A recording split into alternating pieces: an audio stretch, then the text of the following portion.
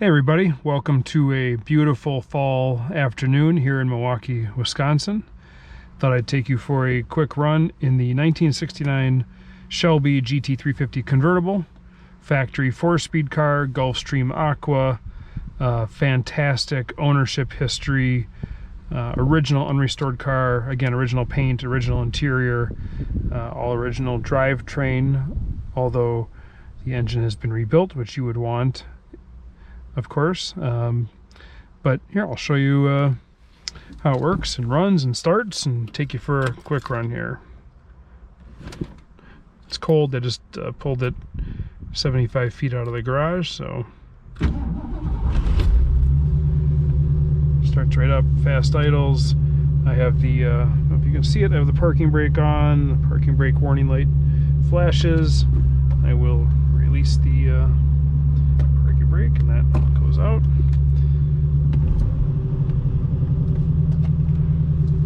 All right, let's take her for a spin.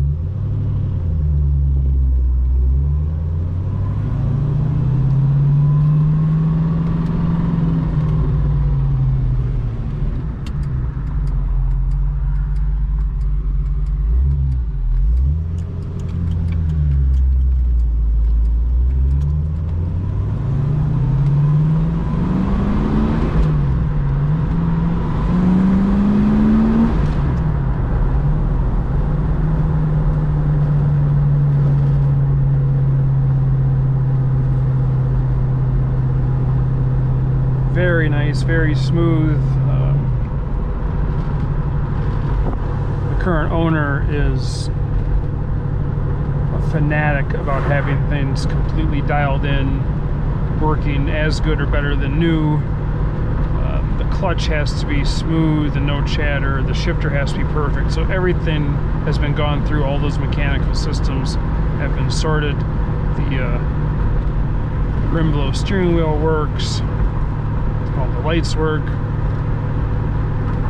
As will be detailed in the description, he's driven it extensively. It went on the GT350 Tour in 2022 in the Ozarks, and he drove it from Kansas to the Ozarks, did the GT350 Tour for 5 days, drove it back to Kansas. In fact, when he purchased the car from me a few years back, he flew in from Kansas to Milwaukee, Wisconsin, picked up the car and drove it home. So if you want a well-sorted Shelby, it would be tough to beat this one. And I will now proceed to shut the heck up and let you enjoy the driving experience.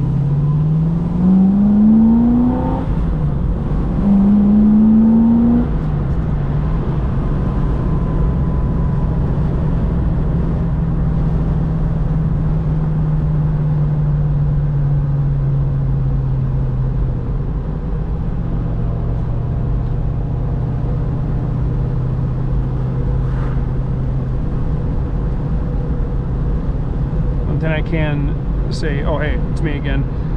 Can't stay quiet for that long. Anybody that knows me knows that's the truth. One thing I can say is that I sorted the car specifically with the intent to go to France to do a rally with another friend who purchased his car initially, and he was going to do this rally through the south of France with his daughter in this car. and he said it absolutely has to do it without fail. It has to handle perfectly. I won't repeat the exact words he used, because something like, you know, don't screw it up, or I'll something. Anyway, but so I went through the car and made sure the suspension was completely dialed in with the 65 style Shelby upper control arm drop. You know, we dropped the upper control arms that 1 1/8 or whatever it is, put Coney shocks on it, did a real specific alignment with my secret sauce that keeps these cars driving nice. All the brakes are gone through. It has W speed rated Pirelli tires on it for driving. It also has the original reproduction bias ply tires for show. But again, everything was gone through the fine-tooth comb to make sure there were no excuses, and it would not leave anybody stranded in France with a Shelby Mustang. So it's proven itself well. It's been driven a lot. Handles great, stops great. I put Porterfield R4S compound brake pads and shoes, so it stops exceptionally well. All these little tweaks to make it drive, you know, as good as any 1969 Shelby can drive, and this one actually drives, you know, again, exceptionally well. It's really a really fun, smooth, nice car to drive. It does not beat you up on long trips. You can, you know, take it anywhere and enjoy it.